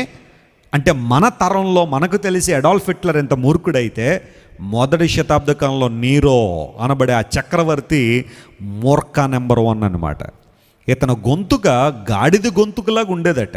అంటే మాట్లాడితే అసలు ఎవరో వినసొంపుగా ఉండేది కాదు. అలా అని చెప్పి ఇతని గొంతుకంత దారుణంగా ఉందని చెప్పి మొదటి శతాబ్ద కాలంలో తన పాలనలో ఎవరైనా మంచిగా పాటలు పాడేవాళ్ళు ఉంటే, మంచిగా స్వరం ఉన్న వాళ్ళు ఉంటే వారిని పిలిచి కంఠాలు కోసేవాడట. ఎందుకంటే నాకన్నా బెటర్ వాయిస్ ఎవరికి ఉండడానికి వీల్లేదు. అంత భయంకరమైన వ్యక్తి నీరో. అంత మాత్రమే కాదు, రోమా నగరం చూడడానికి బాగా పాతదైపోయింది. కొత్త నగరం కట్టాలంటే మరి ఇప్పుడు దీన్ని కాల్చేయాలని చెప్పి రోమా నగరానికి నిప్పంటించేసి తన మేడ మీద ఫిడెల్ వాయించుకుంటూ కూర్చున్నాడు నీరో. ఫిడెల్ వాయిస్తూ ఉంటే అందరూ వచ్చి అడిగారు. ఆ కాలంలో రోమా నగరం అట 7 రోజులు కాలిందట. చెప్పండి, ఎన్ని రోజులు కాలింది? Can you imagine? A whole city was burned up for 7 days.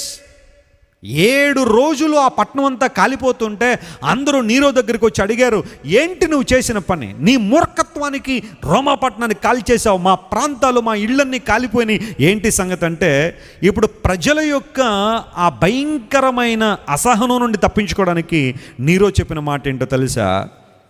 నేను కాదు ఈ పని చేసింది, క్రైస్తవులు చేశారు.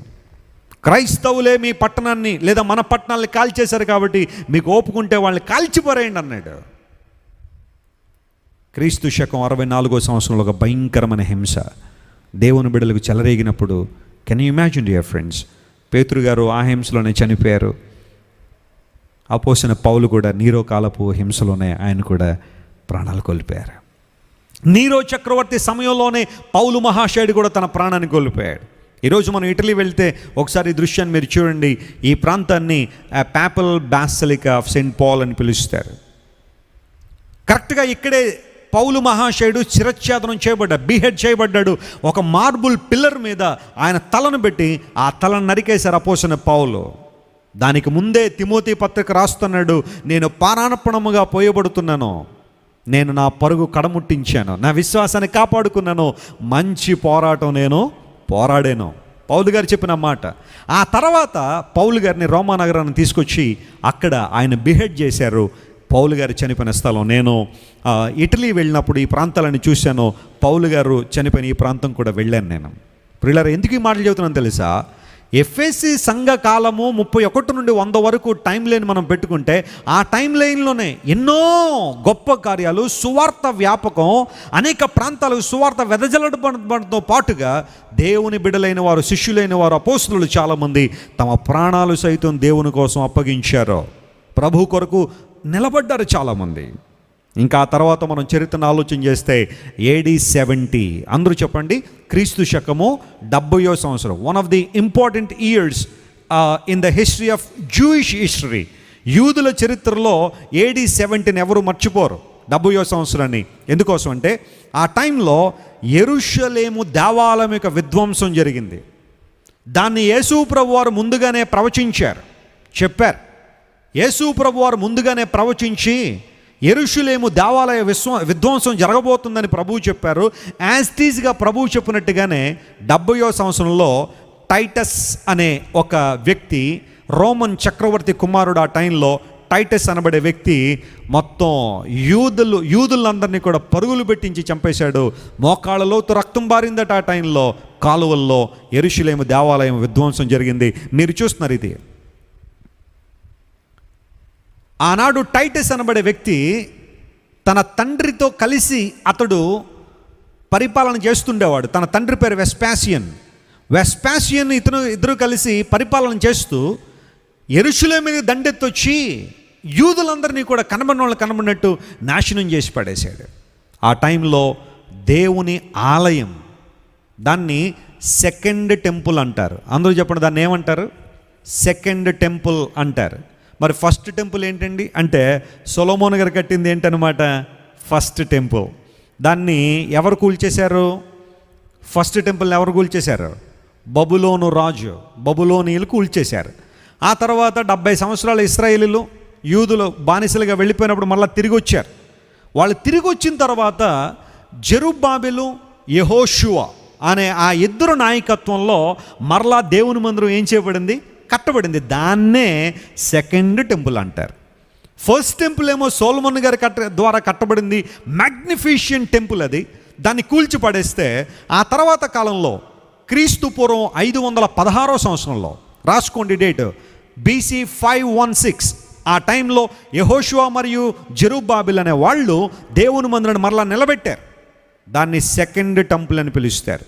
అది సొలొమోను గారు కట్టినంత గొప్పగా లేదు, కానీ దేవుడు వాగ్దానం చేశాడు, సైజులను బట్టో లేకపోతే మీరు ఉపయోగించబడిన పదార్థాలను బట్టో గర్వపడాల్సిన అవసరం లేదు, నా మహిమ నేను ఉంచుతానని దేవుడు వాగ్దానం చేశాడు హగ్గయి ద్వారా. అందరూ జాగ్రత్త వినండి ప్రియులారా. ఆ సెకండ్ టెంపుల్ ఏమైతే ఉందో, దినాలు గడుస్తూ ఉన్నాయి, సంవత్సరాలు దొరుకుతూ ఉన్నప్పుడు దాదాపు క్రీస్తు పూర్వం 72వ సంవత్సరంలో హేరోదు మహారాజు అనేవాడు పుట్టాడు. హేరోదు, అతను యూదులను పరిపాలన చేసే రాజుగా ఉన్నాడు. ఆ టైంలోనే యేసు ప్రభు వారు కూడా పుట్టినట్టుగా లేఖనాలు మనం చూస్తూ ఉంటే, అతను ఏం చేశాడంటే యూదులందరిని ఇంప్రెస్ చేయడానికి, వాస్తవానికి అతడు ఒక ఏషావు వంశానికి సంబంధించిన ఎదోమీయుడు. యూదుల్ని ఇంప్రెస్ చేయడానికి మరలా ఈ చర్చ్ని అంతా కూడా, ఈ టెంపుల్ని అంతా కూడా రెనోవేట్ చేశాడు. రీఫర్బిష్ అంటారు దాన్ని. ఇప్పుడు హేరోదు రాజు ఎప్పుడైతే ఆ టెంపుల్ని అంతా కూడా మరలా రెనోవేట్ చేశాడో, మరలా పునర్నిర్మాణం చేపట్టాడో, పూర్వవైభవం తీసుకురావడం చాలా ప్రయత్నం చేశాడు. 46 సంవత్సరాలు కట్టాడంట దాన్ని. ఎన్ని సంవత్సరాలు? 46. అందును బట్టే హేరోదు గారు దాన్ని మరలా రెనోవేట్ చేశాడు కాబట్టి అప్పటి నుంచి దాన్ని హేరోదు టెంపుల్ అని కూడా పిలిచేవారు. హేరోదు గారు చేశారు కాబట్టి హేరోదు టెంపుల్ అని పిలిచేవారు. అందును బట్టి సెకండ్ టెంపుల్ ఏదైతే ఉందో ఇది పడద్రోయబడుతుందని యేసు ప్రభువు ముందుగానే ప్రవచనం చెప్పారు. చూద్దాం ఆ ప్రవచనం ఎక్కడుందో. అందరూ జాగ్రత్త వినండి, నేను ముగిస్తున్నాను, టైం అయిపోయింది, ఐ నో దాట్. ఒక్క మాట మాత్రం అందరూ జాగ్రత్త వినాలి. లూకా సువార్త దగ్గరికి రండి ఒకసారి. లూకా సువార్త 21వ అధ్యాయం దగ్గరికి వస్తే యేసు ప్రభువు వారు చెప్పిన ప్రవచనాన్ని ఒకసారి మనం చూద్దాం. ఆయన క్లియర్గా చెప్పేశారు. ఆయన AD 30లో ప్రభువు చెప్పిన ప్రవచనం ఇది 40 సంవత్సరాల తర్వాత ఎలా నెరవేరిందో మనం చూస్తాం. 5వ వచనం, లూకా సువార్త 21వ అధ్యాయం 5వ వచనం. కొందరు ఇది అందమైన రాళ్లతోనూ అర్పితములతోనూ శృంగారింపబడి ఉన్నదని, అందమైన రాళ్లతోనూ అర్పితములతోనూ శృంగారింపబడి ఉన్నదని దేవాలయం గురించి మాట్లాడుచుండగా, దేవాలయం గురించి మాట్లాడేసుకుంటున్నారట. ఈ రోజుల్లో కూడా చాలా మంది దేవాలయాల యొక్క గొప్పతనం గురించి మాట్లాడుకుంటుంటారు కదా. అబ్బో మాది ఇంతండి, మాది ఇంత ఖరీదండి, మేము దీంతో కట్టామండి, బంగారం అండి, వెండండి, అదండి ఇదండి అని. అలాగే హేరోదు గారు రెనోవేట్ చేస్తున్న దేవాలయాన్ని గురించి అందరూ మాట్లాడుకుంటున్నారట. అప్పుడు ప్రభు చెప్పిన మాట ఏంటో తెలుసా? ఈ కట్టడములు మీరు చూచుచున్నారే, వాటిలో రాయి మీద రాయి ఉండకుండా అవి పడద్రోయబడే దినములు వచ్చుచున్నవి అని చెప్పారు. So that was the prophecy from the mouth of Jesus. యేసు ప్రభు వారు చెప్పిన మాట, ఈ రాళ్ళన్నీ ఒక రోజున ఏమైపోతున్నాయి? పడద్రోయబడుతున్నాయి. ఆయన చెప్పిన మాట యాజ్ ఇట్ ఈజ్గా 40 సంవత్సరాల తర్వాత, ఆఫ్టర్ 40 years, టైటస్ అనే వ్యక్తి, వెస్పాసియన్ అనే రాజు యొక్క కుమారుడు వచ్చి మొత్తం యెరూషలేమును ధ్వంసం చేసి పడేశాడు. దేవాలయాన్ని మొత్తం తుత్తునీలు చేశాడు. రాళ్ళు మీద రాళ్ళు లేకుండా బుగ్గిపాలు చేశాడు దేవాలయాన్ని అంతా కూడా. ఆనాడు యూదులు చాలామంది ఆ భయంకరమైన వధలో చనిపోయారు. గమనించండి ప్రియులారా, మనం రాబోయే క్లాసెస్లో కూడా ఈ లూక్ చాప్టర్ 21 మనం టచ్ చేస్తాము. అయితే ఒక చిన్న ఉదాహరణ చెప్తాను. ఈ 21వ అధ్యాయం లోకాసు వార్తలో కొన్ని భాగాలేమో యెరూషలేము విధ్వంసాన్ని గురించి ఉంటాయి, కొన్ని భాగాలేమో అంత్య దినాల గురించి, అంటే యేసు ప్రభు రాకడ గురించి ఉంటాయి. అక్కడ మనం కన్ఫ్యూజ్ అవ్వకూడదు. కొంతమంది అది ఇదే అని కన్ఫ్యూజ్ అయిపోతుంటారు. యేసు ప్రభు 2 విషయాల గురించి అక్కడ మాట్లాడు. ఒకటి యెరూషలేము దేవాలయ విధ్వంసం గురించి, రెండవది అంత్య దినాల్లో ఆయన రాకడ గురించి ఆయన మాట్లాడారు. ఈ రెండింటిని కూడా మనం జాగ్రత్తగా పరిశీలించాలి. ఆ సందర్భంలో యేసు ప్రభు మాట చెప్పారు. చూడండి, 20వ వచనాన్ని చదువుతున్నాం. లూకాసు వార్త 21వ అధ్యాయం 20వ వచనం. యెరూషలేము దండ్ల చేత చుట్టబడుట మీరు చూడండి, ఎప్పుడైతే యెరూషలేము సీజ్ చేయబడుతుందో, దండ్ల చేత చుట్టబడుట మీరు చూస్తారో, దాని నాశనము సమీపమైనదని మీరు తెలుసుకోండి. అప్పుడు యూదయలో ఉన్నవారు కొండలకు ఏమవ్వాలా? పారిపోవాలి. ఇది యేసుప్రభు ఎప్పుడు చెప్పారో తెలుసా? క్రీస్తు శకము 30వ సంవత్సరంలో చెప్పిన మాట ఇది. మీరు కొండలకు పారిపోవాలి. యూదయలో ఉన్నవారు ఎస్పెషల్లీ వారందరూ కొండలకు పారిపోవాలని యేసు ప్రభు ఒక సూచన అక్కడ చెప్పారు. ఎందుకోసం అంటే యెరూషలేము నాశనం కాబడుతుంది. యూదా చరిత్రలో ఆ రోజు వారందరూ ఆలోచన చేసి వాళ్ళు యోర్దాను అనే ప్రాంతంలో మీరు చూస్తున్న ఈ ప్రాంతానికి తప్పించుకుని వెళ్ళిపోయారు. ఒకసారి ఆ ప్రాంతాన్ని మీరు చూడండి. దాన్ని ఏమంటారంటే పెల్లా అంటారు. అందరూ చెప్పండి, దాని పేరేంటి? పెల్లా కాదు, చెప్పండి ఏంటది? పెల్లా. వాళ్ళందరూ పిల్ల దగ్గరికి వెళ్ళిపోలేదు, పెల్లా అనే ప్రాంతానికి వెళ్ళారు. Look at this place, very important and significant place. ఈ రోజున మనం పెల్లా అనే ప్రాంతానికి వెళితే జోర్డన్లో ఇది ఒక ఆర్కియాలజికల్ సైట్. ఇది అంటే పురాతత్వ శాస్త్రవేత్తలు రుజువుపరిచిన ప్రాంతం, వెరీ సిగ్నిఫికెంట్ ప్లేస్. ఇప్పుడు 1వ శతాబ్ద కాలంలో యూదుల మీదకి భయంకరమైన నాశనం రాబోతుంది అని గ్రహించిన దేవుని బిడ్డలు, అంటే క్రిస్టియన్స్ చాలామంది దేవుని బిడ్డలు ఈ పెల్లా అనే ప్రాంతానికి ఏమయ్యారన్నమాట? వాళ్ళు తప్పించుకుని వెళ్ళిపోయారు. ఇది యేసు ప్రభు AD 30లో చెబితే 30వ సంవత్సరంలో వారు వెంటనే ఈ విషయాలు గుర్తించి ప్రభువు చెప్పిన మాటకు లోబడి వారు ఆ వినాశనం నుండి తప్పించబడ్డానికి పెల్లా అనే ప్రాంతానికి వెళ్ళారు. కాబట్టి ఆనాడు టైటస్ వచ్చి యెరూషలేము మీద దండెత్తి వెళ్ళినప్పుడు ఒక్క క్రైస్తవుడు కూడా చనిపోలేదు. దేవుని నామం స్తోత్రం చెప్పండి. Hallelujah. That's the important thing that we need to understand. No Christian was killed in that terrible disaster. ఆ భయంకరమైన వధలో ఒక్క క్రైస్తవుడు కూడా చనిపోలే. ఎందుకోసం తెలుసా? వాళ్ళందరూ కూడా యేసయ్య చెప్పిన మాటకు లోబడి ఆ నాశనం రాక మునుపే వారందరూ ఎక్కడికి వెళ్ళిపోయారు? పెల్లా అనే పట్టణానికి వెళ్ళిపోయారు, ఆ ప్రాంతానికి వెళ్ళిపోయారు. అక్కడికి రోమన్ సైనికులు వెళ్ళలేదు, క్రైస్తవులందరూ కూడా బ్రతికిపోయారు. ప్రభునందు ప్రియ దేవుని బిడ్డలారా, what I would like to emphasis tonight, జాగ్రత్తగా వినండి. లూకాసు వార్త 20వ అధ్యాయంలో ఒక ప్రక్క యెరూషలేము విధ్వంసం గురించి దేవుడు మాట్లాడుతూ దాన్ని యాజ్ ఇట్ ఈజ్గా అంత్య దినాల్లో జరగబోయే నాశనాన్ని కూడా యేసయ్య పోల్చాడు. ఇప్పుడు యెరూషలేము విధ్వంసం నుండి దేవుని బిడ్డలు ఎలా తప్పించుకున్నారో తెలుసా? యేసు ప్రభు మాటకు లోబడ్డం ద్వారా వారందరూ తప్పించుకున్నట్టుగానే అంత్య దినాల్లో జరగబోయే నాశనాన్ని తప్పించుకోవాలంటే మనం కూడా ఎవరి మాట వినాలి? యేసయ్య మాట వినాలి. That's the highlighted point tonight. With this I would like to close my session. ఎవరైతే ప్రభువు మాటకు లోబడి ఆయన చెప్పినట్టుగా లోబడతారో, యెరూషలేము నాశనము సమీపమైనదని మీరు తెలుసుకున్నప్పుడు మీరు యూదయలో ఉన్న వారందరూ కొండ ప్రాంతాలకు వెళ్ళిపోమని ప్రభువు చెప్పిన మాటను జ్ఞాపకం చేసుకుని ఎంతమంది అయితే వెళ్ళిపోయారో వాళ్ళందరూ రక్షించబడ్డారు.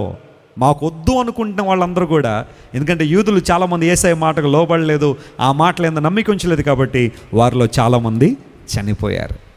ఇప్పుడు ఒక మాట చెప్పి ముగిస్తాను. పెల్లా అనే మాటకు స్టోన్ అని అర్థం. ఒకసారి చూడండి, పెల్లా అనే మాటకు అర్థం ఏంటో తెలుసా? క్రిస్టియన్ ఎటిమాలజీ ప్రకారం పెల్లా అనగా స్టోన్, రాయి లేదా బండ అని అర్థం. ఇప్పుడు మీకు సందేశం వచ్చేయాలి. అదేంటో తెలుసా? ఆ బండ ఎవరు? అందరూ చెప్పాలి. ఆ బండ ఎవరు? ఆ రాయి ఎవరు? మన ప్రభువే. అంటే ఇక్కడ ఒక అద్భుతమైన విషయం, రాబోయే నాశనాన్ని ఎవరు తప్పించుకుంటారు అంటే ఎవరైతే బండ అయిన క్రీస్తు ప్రభు దగ్గరకు వచ్చేస్తారో, బండ అయిన యేసు ప్రభువుని అంగీకరిస్తారో, సజీవమైన రాయి, ఒకప్పుడు తిరస్కరించబడిన రాయి, తృణీకరించబడిన రాయి, మూలకు తలరాయిగా మారిన యేసు ప్రభువుని ఎవరైతే ఆశ్రయిస్తారో, దేవుని నామమున స్తోత్రం కలుగును గాక, వారందరూ అంచె దినాల్లో రాబోయే నాశనాన్ని తప్పించుకొనబోతున్నారు. నమ్మిన వారు స్తోత్రం చెప్దాం. హల్లెలూయా. యెరూషలేము విధ్వంస సమయంలో ఎవరైతే పెళ్ళకు పారిపోయారో వాళ్ళందరూ రక్షించబడినట్టుగానే అంచె దినాల్లో జరగబోయే భయంకరమైన సంఘటనలు తప్పించుకోవాలంటే నీవు నేను ఎవరిని ఆశ్రయించాలి? యేసయ్యను ఆశ్రయించాలి. ఆయన మాటకు లోబడాలి. The book of revelation is all about that word. ప్రకటన గ్రంథం అంతా అదే. రాబోయే నాశనాన్ని మనం ఎలా తప్పించుకోవాలో బైబిల్ సెలవిస్తుంది. కనుక రాయి అనబడిన మన ప్రభు దగ్గరికి మనం వస్తే గొప్ప కార్యాలు జరుగుతాయి. సో ఎఫెసు సంఘము AD 31 నుంచి 100 వరకు, ఆ 31 నుంచి 100 వరకు జరిగిన కొన్ని హైలైట్స్, కొన్ని ప్రాముఖ్యమైన విషయాలు ఈరోజు మీ ముందు ఉంచాను. వాటి నుండి మనం నేర్చుకోవాల్సిన సత్యం, క్రీస్తు ప్రభుని ఆశ్రయించడం ద్వారా మనం నాశనాన్ని, ఉగ్రతను తప్పించుకుంటాం. Praise the lord. రేపు స్ముర్ణ అనే సంఘం గురించి, అది చరిత్రలో ఏ టైంలో ఉందో, ఏ టైం లైన్లో ఉందో ఆలోచించేద్దాం. ఆ టైం లైన్లో జరిగిన విశిష్టమైన సంఘటనలు, చరిత్రలో, సంఘ చరిత్రలో ఏమేమి జరిగిందో చరిత్రను క్రోడీకరిస్తూ ఆధ్యాత్మిక సత్యాలు మీకు అందిస్తాను. రేపు కూడా ఎవరు మిస్ కావద్దు. ఈ 30 days క్లాసెస్ ఎవరు మిస్ అవ్వద్దు. ఒక నియమంతో, ఒక నిబంధనతో మీరు అందరూ పాల్గొనండి.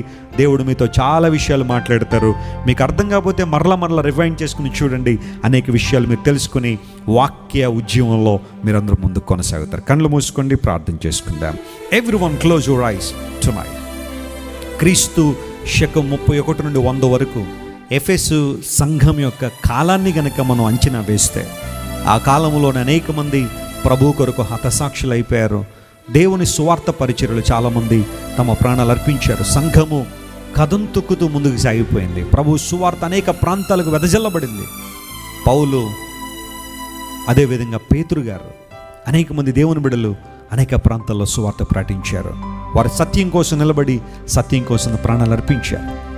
అయితే యేసు ప్రభువారు లూకా సువార్త 21వ అధ్యాయంలో యెరూషలేము విధ్వంసాన్ని గురించి మాట్లాడుతూ, ఈ దేవాలయం మీరు చూస్తున్నారు, ఇది చాలా అద్భుతంగా కట్టబడిందే. హేరోదు చాలా అందమైనదిగా దీన్ని మలిచాడు. కానీ ఒకరోజు ఈ దేవాలయం పడగొట్టబడుతుంది. It shall be destroyed one day. అప్పుడు మీరందరూ కూడా యోదయలో ఉన్నవారు కొండ ప్రాంతాలకు పారిపోండి. Just flee from this place, flee from destruction. అవును, ఈరోజు ప్రభు మనతో మాట్లాడుతున్న మాట కూడా అది కాదా? ఒకనాడు అంత్య దినాల్లో భయంకర నాశనం ప్రపంచంలోకి రాబోతుంది. అయితే దాన్ని మీరు తప్పించుకోవాలని నేను కోరుతున్నాను. You must flee to Pella. మీరందరూ పెల్లా అనే ఆ కొండ ప్రాంతానికి వెళ్ళిపోండి. అక్కడ మీరు సురక్షితంగా ఉంటారు. ఆ పెల్ల మన ప్రభు అని యేసుక్రీస్తు వారికి సాదృశ్యం. పెల్ల అనే మాటకు బండ అయితే, ఈ బండ క్రీస్తే. క్రీస్తు ప్రభు దగ్గరికి వచ్చిన వారు, ఆయన అంగీకరించే ప్రతి ఒక్కరు కూడా ఉగ్రతను, నిత్య నాశనాన్ని తప్పించుకుంటారు. ప్రేమగల తండ్రి, రాత్రి ఇంతవరకు మీరు మాతో మాట్లాడిన ప్రతి మాటను బట్టి నీకు స్తోత్రాలు. Lord, we thank you Lord, we worship you Lord, we bow down before you. ప్రభువా, నువ్వు మా పట్ల కలిగిన ప్రేమను బట్టి నీకు స్తోత్రాలు. మా సహనం, మా యొక్క క్రియలు, మా ప్రేమ అంతా నువ్వు గుర్తించావు. అట్ ది సేమ్ టైం మొదటి ప్రేమను వదిలిపెట్టేశామనే ఒక మాటను కూడా మాకు హెచ్చరికగా తెలియచేశావు. నువ్వు అభినందించావు, గద్దించావు, ఉపదేశించావు, సవాలు చేశావు. ఈ 4 మాటలు ప్రతి సంఘంలో మేము చూస్తామని ప్రభువా మీరు తెలియజేశారు. ఈ రాత్రి ఈ ఎఫెసు సంఘం యొక్క చారిత్రక కాలాన్ని మేము అర్థం చేసుకున్నాము. 31 నుండి 100 లోపల జరిగిన అనేకమైన విశిష్ట సంఘటనలు మాతో మాట్లాడావు. ఆనాడు టైటస్ అనే రాజు యెరూషలేము మీదకి వచ్చినప్పుడు, ఆ ప్రాంతాన్ని ప్రభువా కైవసం చేసుకున్నప్పుడు, దేవాలయం ధ్వంసమైపోయినప్పుడు, నీ ప్రజలందరూ, ప్రాముఖ్యంగా క్రీస్తు బిడ్డలందరూ పెళ్ళ అనే ప్రాంతానికి పారిపోవడం ద్వారా, అక్కడికి వెళ్ళడం ద్వారా వారందరూ తప్పించబడ్డారు. అవునయ్యా, నిత్య నాశనం నుండి మేమందరం తప్పించబడాలి అంటే, రాబోతున్న ఉగ్రత నుండి తప్పించబడాలి అంటే మేము నిన్ను ఆశ్రయించాలని రాత్రి మాతో మాట్లాడావు. ఈ వాక్యాన్ని విన్న ప్రతి ఒక్కరిని మీరు బలపరచండి, సమృద్ధి అయిన జీవంతో ప్రతి ఒక్కరు నింపండి నాయన. వాక్య సత్యాలు నేర్చుకున్న ద్వారా అనేక మంది జీవితాల్లో గొప్ప ఆదరణ, ధైర్యము, రక్షింపబడిన వారికి ఇవ్వబడుతున్న మహిమ ఎంత గొప్పదో ప్రకటనలో మేము చూడబోతున్నాం కనుక అందరినీ సిద్ధపరచండి, బలపరచండి. ఎవరైతే అనారోగ్యంతో ఉన్నారో యేసు నామములో వారికి స్వస్థత ప్రకటిస్తున్నాం ప్రభు. నిందల అవమానాల చేత ఎవరైతే కొట్టుమిట్టాడుతున్నారో వారిని కాపాడని, రక్షించండి. ఏ అవసరాలతో ఎవరైతే నీ సన్నిధికి వస్తారో ఫిలిప్పీ 4:19 ప్రకారం ప్రతి అవసరాన్ని మీరే తీర్చండి నాయన. శక్తి గల నీ ఆత్మను ప్రతి ఒక్కరి మీద కుమ్మరించి నీ కార్యాలయందు మేమందరం ఆసక్తి కలిగి ఉన్నట్లుగా సహాయం చేయండి. ఈ పరిచర్యను ప్రేమించి ఈ పరిచర్య కోసం ప్రార్థిస్తూ సహకరిస్తున్న ప్రతి గుప్పిని మీరు నింపండి నాయన, బలపరచండి.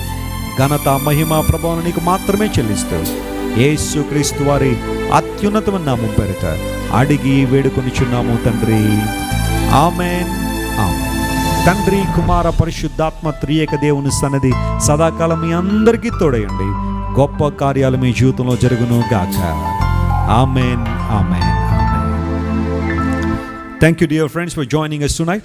రేపు రాత్రి మరలా ప్రకటన గ్రంథ ధ్యానాంశాల్లో మరలా కలుసుకుందాం. రేపు ఉదయం శుక్రవారం కనుక ఉపవాస ప్రార్థన, ఫాస్టింగ్ ప్రేయర్లు ఎవరైనా ఉండాలనుకుంటే please join us in those prayers. 10:30 నుండి 1 వరకు శుక్రవార ఉపవాస ప్రార్థన జరుగుతుంది. అందరూ పాల్గొనండి, దేవుని కృపలో వర్ధిల్లండి. ఈ పరిచయం మీకు దీవెనకరంగా ఉంటే, ఈ పరిచయను ప్రోత్సహించాలని దేవుడు మీకు తలంపునిస్తే యూ కెన్ డూ దట్. మరి విస్తారంగా అనేక ప్రాంతాల్లో దేవుని సువార్త ప్రకటించబడుతుంది. ఫౌండేషన్ ద్వారా సుమారుగా మన రాష్ట్రంలో 60 చోట్ల ఎడ్యుకేషనల్ సెంటర్స్ నడిపించబడుతున్నాయి. వెస్లీ బాయ్స్ పోషించబడుతున్నారు. ఇంకా ఎన్నో కార్యక్రమాలు జరుగుతున్నాయి. ఈ పరిచర్య మీకు నిజంగా దీవెనకరంగా ఉంటే ఈ పరిచయను ప్రోత్సహించండి, దేవుడు మనల్ని దీవిస్తాడు. Will see you tomorrow. Take care. Good night. God bless you.